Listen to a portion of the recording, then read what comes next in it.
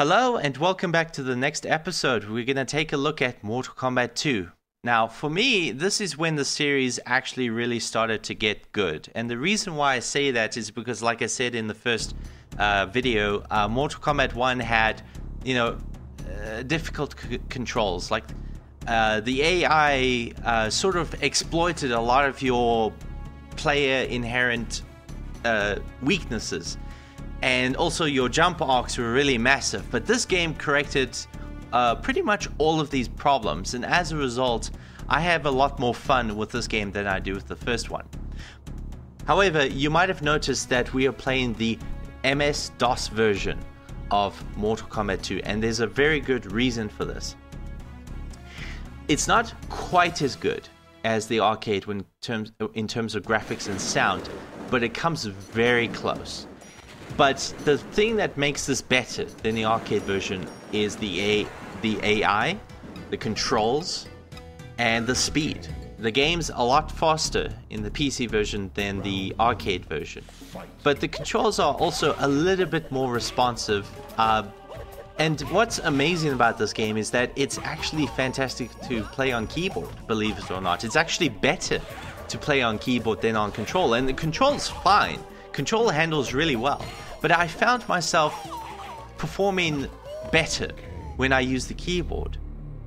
And now you might have noticed that the sound and music is a bit different. The sound definitely has more variation, because the game only needs to, the game can be installed on a hard drive, and a hard drive generally, has more space than a cartridge inside the arcade cabinet or the arcade board itself. It costs a lot of money building an arcade cabinet, so they can't go too crazy with the amount of memory that these things can hold.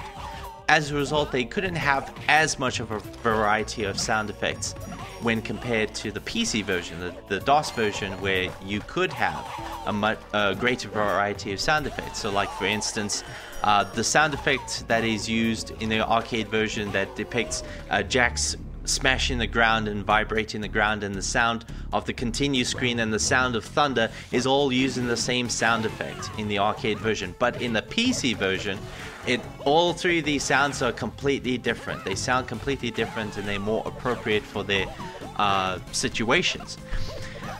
So the sound is better in terms of more variety, although there does seem to be a problem with the sound mixing, meaning that it seems like that I can't hear two sound effects more than two sound effects at the same time.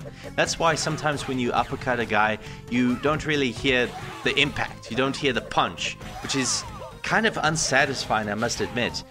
But at the same time, the music has been criticized as being inferior to the arcade version, and technically that is true, but a lot of people are comparing the ad-lib / sound blaster sound capabilities as opposed to something much better like the Gravis Ultrasound and the Roland. Now, right now you're actually listening to a much higher quality Roland version. It's actually quite complicated, so what I'm going to do is I'm going to dedicate the last few minutes of this video showing you the differences between all these different sound cards and sound fonts and all of the stuff that I used for the high quality music. And the music actually now sounds really nice.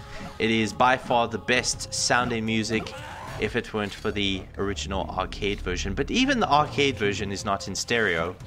But yeah, so Wikipedia is a mess when it comes to Mortal Kombat 2. There's a lot of very opinionated people out there that keep changing the Wikipedia page on Mortal Kombat, especially when it comes to the ports of this game. People keep saying that the SNES version is the best version. Yeah, the SNES is a very good version. The SNES, or the Super Nintendo as people put it, yeah, it's pretty good, but it's just not quite... Oh, yeah, by the way, that's a pretty gruesome fatality. Anyways, back on subject. The Super Nintendo is good, but it's not that good. Bear in mind, it's still a 16-bit console, and it's not as good as 32-bit systems, like this PlayStation and the Sega Saturn. And also the PC version Now, why do I put the PC version even ahead of the PlayStation and Saturn versions? 2 words. Loading times. It takes forever for things to load. Straight from the CD. It's better to have a hard drive that you can install the game on. Because of this, very often when you play in the Sega Saturn or PlayStation 1 versions, when you play like let's say Shansun. Now Shansun, he can change into any fighter. When that change happens, the game kind of freezes for a minute and you kind of get a little loading logo on the side that says it's busy loading the character that he's going to shapeshift into. So it gets really old and really annoying very fast. The thing that I really like about the PC version of Mortal Kombat 2 is the fact that it's much faster than all the other ports. The arcade version for some reason runs at a very strange frame rate. It's like 54 frames a second. It's really weird. Whereas the PC version runs at 70 frames a second. So the game is a lot quicker and is more fun as a result.